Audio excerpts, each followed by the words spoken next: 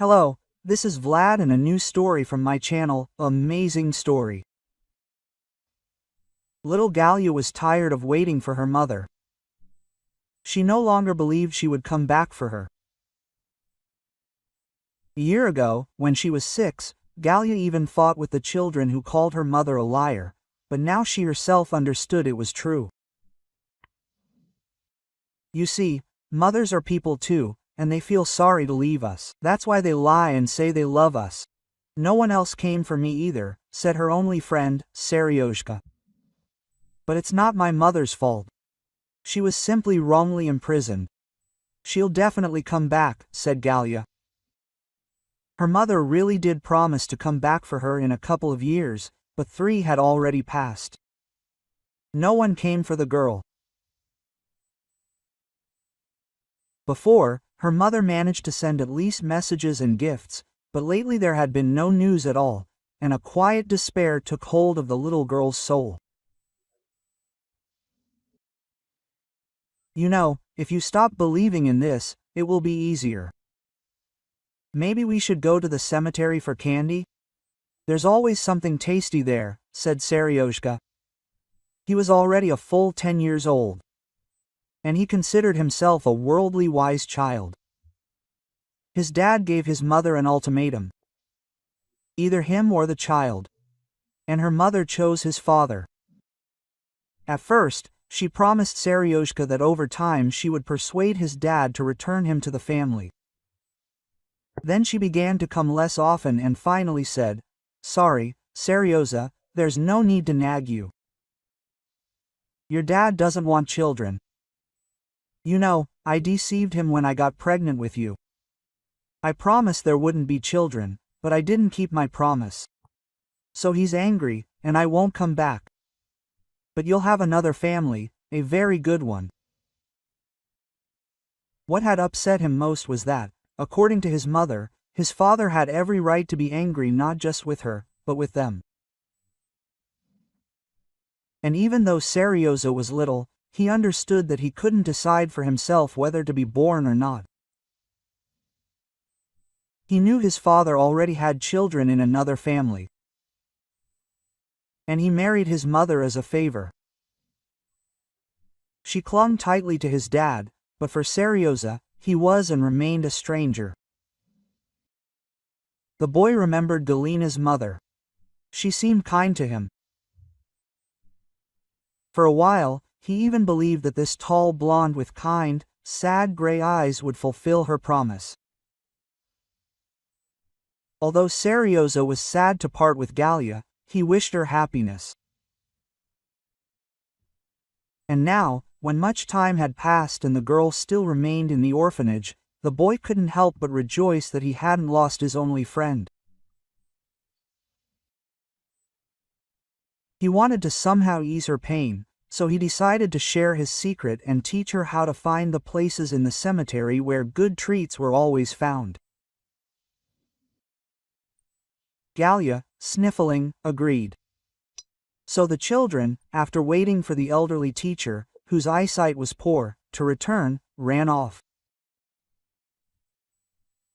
And although the harsh autumn wind blew through their fish skin clothes, their spirits were high. The boy had been right. They had indeed managed to get their hands on some unusually delicious candies. Sirotka was glad to see Galia smiling, and he tried to tell her funny stories to brighten her up even more.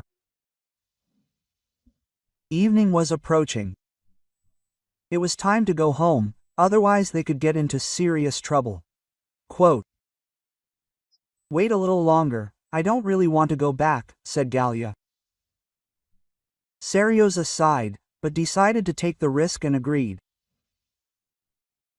To be honest, he was ready to do a lot for his friend, but he didn't have the heart to tell her. She might start laughing at him. That happens to girls. So Sirotka decided to simply be her protector and patron. Quote, "Oh, look, what's that?" The little girl turned slightly off the path and tripped over something. "It looks like a wallet." "There might be money in there," replied her friend. Then we need to return it, said Gallia. Well, no one's been here for a long time, the boys shrugged. The children opened the wallet and saw a dozen large bills inside.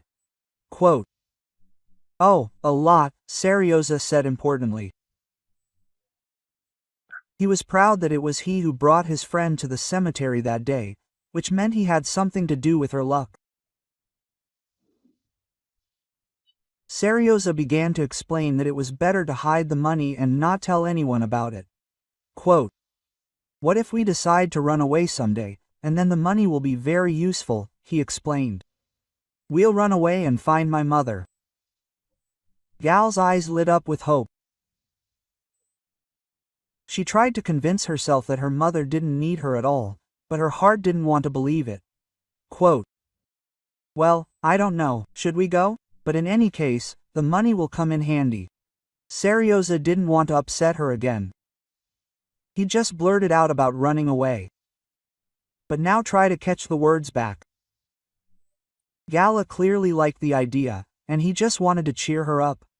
Quote, "Oh, look, a gypsy, and she's dressed even worse than us. Maybe we should help her." "We'll give money," Gallia suggested. "Okay, just don't tell us what else there is. I heard the gypsy is cunning. We won't even notice how she'll swindle everything out of us," Serioza warned. The little girl nodded obediently, ran up to the gypsy woman and handed her one bill. An elderly brunette with brown eyes and tangled hair looked at the girl in surprise. "No need, I see you're not doing so well yourself. Where are your parents? Shouldn't you know that? You're a fortune teller." Quote, the little fair-haired girl looked into her eyes. Gallia suddenly had hope that the gypsy woman would explain why her mother wasn't coming. But she didn't dare ask directly. Yes, we can try. Just take off your glove," the woman answered and took her left palm. The last thing Gal wanted to do was do that. The little finger on that hand was too small and unsightly. Mom, she said that when Gallia's grandmother still lived with them, she dropped her in the snow. Her granddaughter was very tiny then, she couldn't walk, and for some reason the grandmother forgot about the child. But when her mother found her and took her to the hospital, it turned out, the finger is frozen and will grow poorly. Gallia tried to hold out her right hand so that the gypsy woman would not pity her, but the woman herself deftly pulled off the glove from her left and for some reason began to cry, stroking her little finger.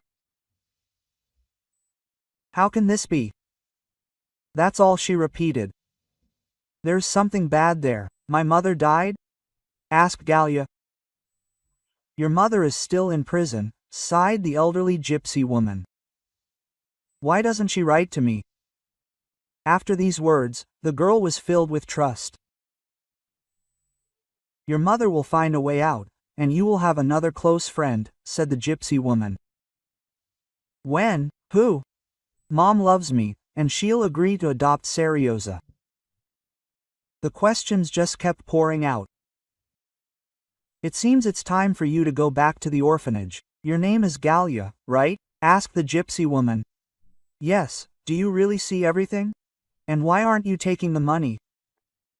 The girl tried to push away the gypsy woman's hand, who was handing her the bill back. Quote, "Because you're lucky, and I don't take money from people like that," the woman replied. "What do you mean?" The little girl didn't understand. "Just talking to you is already happiness. Everything will be fine with you." And for some reason, tears continued to flow from the gypsy woman's eyes. Gallia didn't know what to say and only waved goodbye. "I heard, Serioza, she really does know everything, and I'm a lucky woman." Gallia even raised her nose with childish pride. It was as if she had grown wings. The gypsy woman didn't even ask about the finger, and everyone who saw the misshapen little finger always did the first time. "She's so strange." Quote, "Why was she crying?" the boy asked. "Maybe from happiness?" the girl suggested. On the way to the orphanage, they discussed where they would hide the money. Gallia promised her friend that when her mother came back for her, she would definitely persuade him to adopt her. Serioza didn't believe that was possible, but he nodded obediently. He was simply glad his friend was happy, but for some reason he didn't believe the gypsy woman. Although she did tell a lot of things exactly as they were. "Mom, I asked you to tell Gallia I'll be back. Why did you make such a big deal out of it?" Olga never understood her mother. She always made things complicated. She drank most of her life and almost killed her granddaughter by leaving her in the cold outside. Now she seemed to have sobered up, but she earned money in dubious ways. She played various characters to order. Tamara Yegorovna pretended to be an enraged rich mother-in-law, then an ex-wife. This time, for some reason, she pretended to be a gypsy. Her mother once had the potential to become a sought-after actress, but bad habits had sunk her to the very bottom of life. Now, in her 60s, she earned her living doing the only thing she knew how. "Listen, Olya, I was planning to meet Gallia differently. I wanted to get a job as a teacher, but they didn't take me, and then this job came along. A certain Alphonse decided to seduce a widow. Well, I was supposed to predict that she would meet a dazzling, blue-eyed, dark-haired man, and that he would become her husband. But the funeral was rescheduled for another day. I was about to leave, and then a little version of you came up and tried to hand me money. What else could I do? Well, once I was sure it was my granddaughter, I was just acting on the circumstances. Actually, Olya, it's your own fault. You had a fight with me, didn't speak to me for so many years, and I'm still a mother," the older woman said. She didn't have any makeup. She was a perfectly ordinary woman, with fair hair and brown eyes, a large build and a very ordinary appearance, without a hint of exoticism. "Mom, stop it. It's because of you that we lost the apartment. Have you forgotten how you signed it over to me while drunk? And Gallia? What would have happened to her if I hadn't come home from work earlier? And that's despite the fact that I spent a ton of money on your treatment. I could never trust you." Quote, "It would have been better if you had given me to my father," Olga said bitterly. She really hadn't spoken to her mother for many years and wouldn't have if it hadn't been for dire need. The owner of the store where she worked as an accountant had framed Olga. He stole the money himself and then blamed it all on her. Olya tried to tell his wife what really happened. But what was she going to do?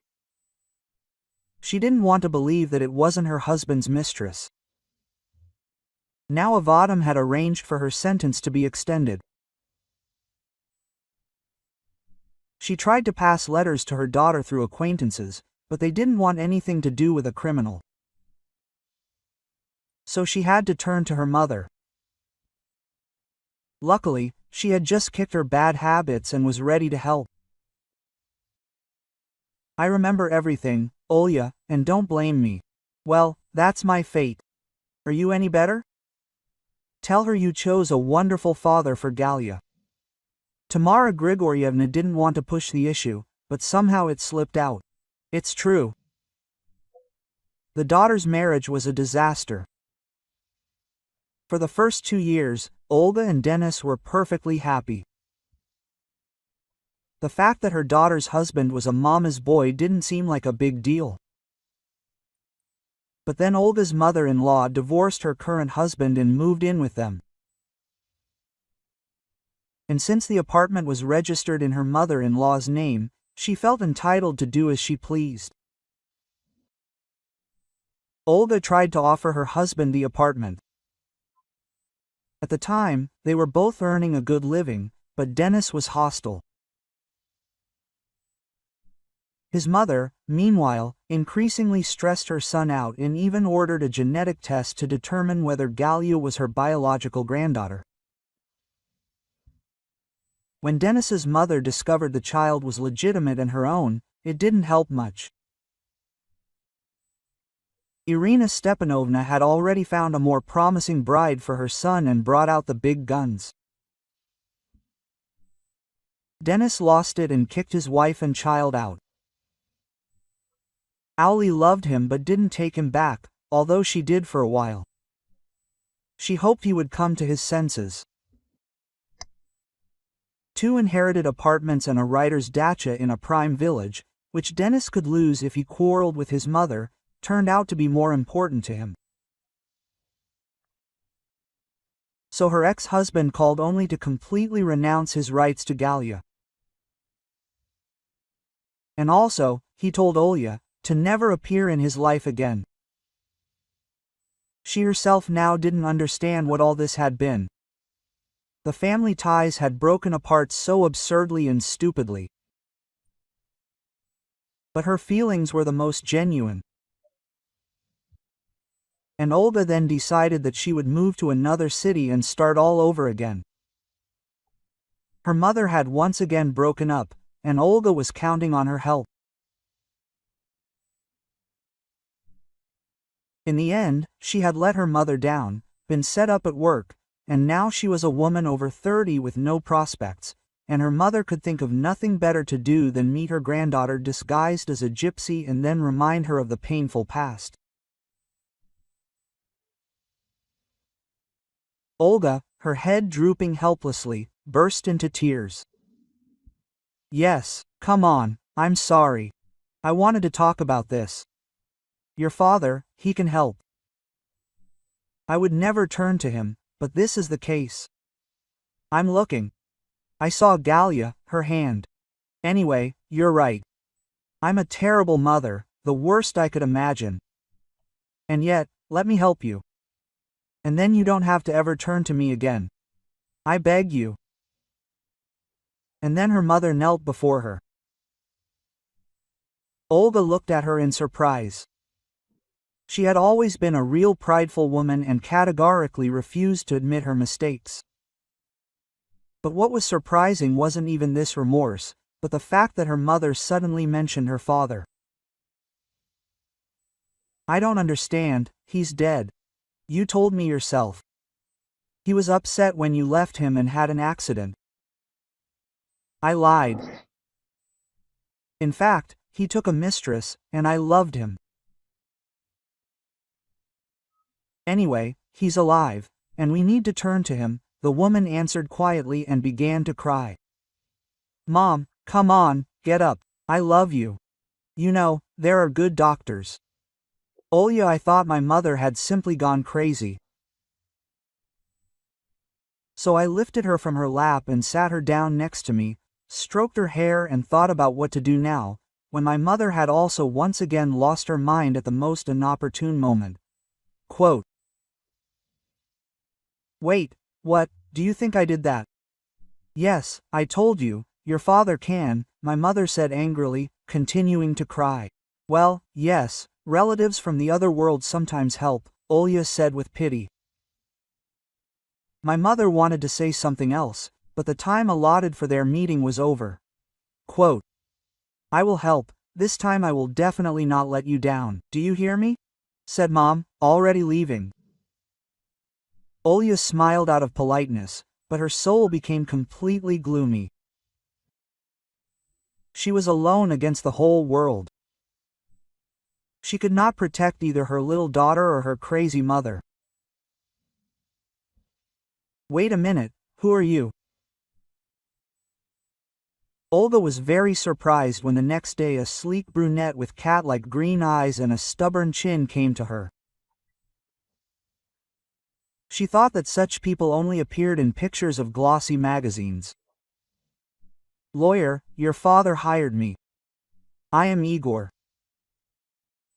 He sheepishly handed over a business card with golden monograms and explained that her father was the director of their company. "But Mom told me that Dad was poor." "Forgive you, but that is not the case," said Olya. The brunette stared at her so intently that she became embarrassed. "That is exactly mine. Tamara Grigorievna brought me up to date on the matter and asked me to explain everything to you. To Olya's surprise, it turned out that Mom was telling the truth. Dad really did once he took up with his mistress, and she left him for that very reason. There was just one thing my mother lied about. Her father didn't even know about Olya's existence, because at that time Tamara Grigorievna was only in the first months of pregnancy, so she didn't tell her husband anything.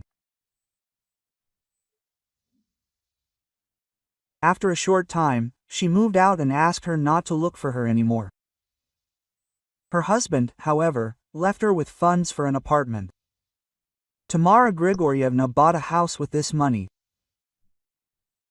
And for the first few years, she behaved quite decently, but then she began to forget herself with the help of bad habits. For some time, Olya's grandmother on her mother's side helped with her granddaughter, but then she died.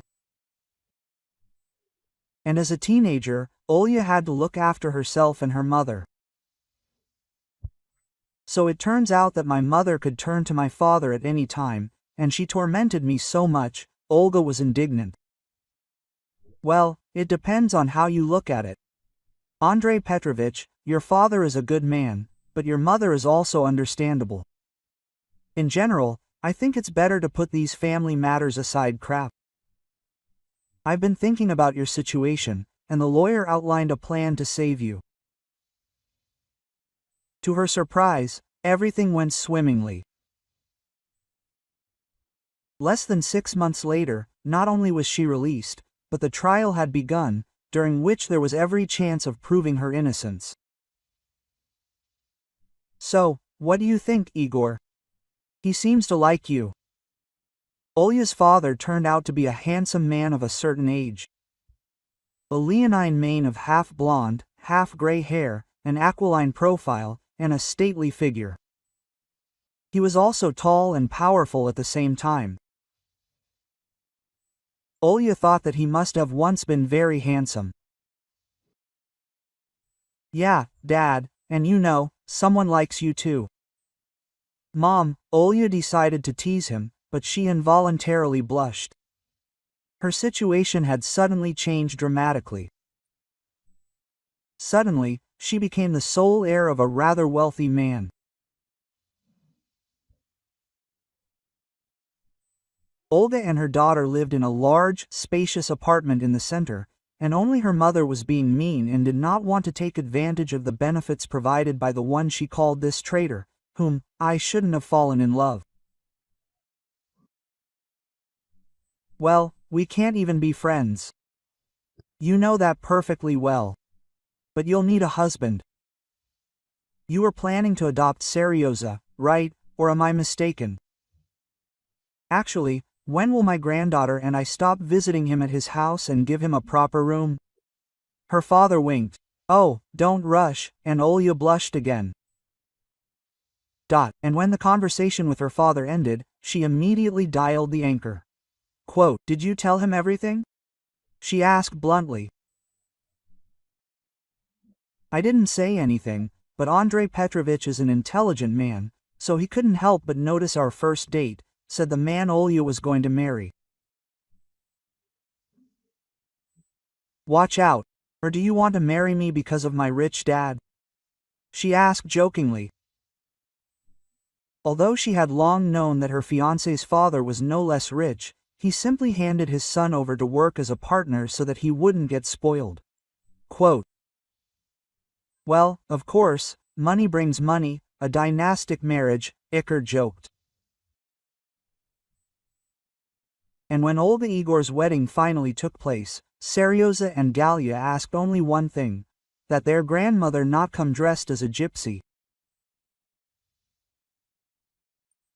The children concluded that she looked much better without makeup. Quote, "And I can see something. Soon there will be a third child," joked Tamara Grigorievna, who finally didn't go as far as dancing with her ex-husband. The fact that he hadn't married since their separation still softened the fact that he had cheated. Quote, "Igor, Did you tell my mother everything? Olya was indignant. She didn't say anything. I have no idea how she found out. You only told me 3 days ago. Igor blushed and remembered that all the relatives could hear them. Okay, Mom, I'm done with the predictions. Olya tried to threaten her sternly, but her mother just shrugged. She didn't know why she said that. She just wanted to make a joke. But if it's true, it's certainly much better. If you like the story, please support me with a thumbs up. It's just one click for you, but it means a lot to me. Thank you.